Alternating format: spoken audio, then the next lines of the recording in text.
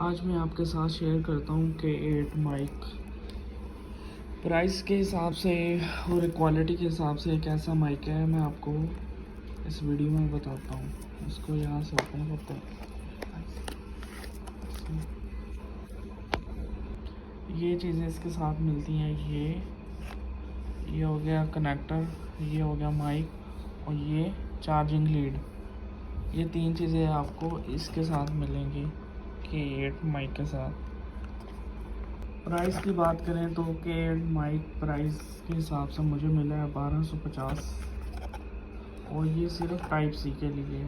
IPhone के लिए अलग से होता है, वो थोड़ा महंगा होगा। टाइप सी प्लस आईफोन उसके लिए अलग है। टाइप सी आईफोन V8 उसके लिए अलग है। ये सिर्फ टाइप सी के लिए और क्वालिटी इसकी नॉर्मल है।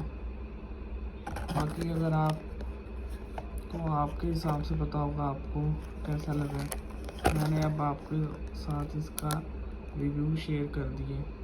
वीडियो चाहिए तो आपने चैनल को ज़्यादा से ज़्यादा सब्सक्राइब करना, कमेंट बॉक्स में लाजमी बताना।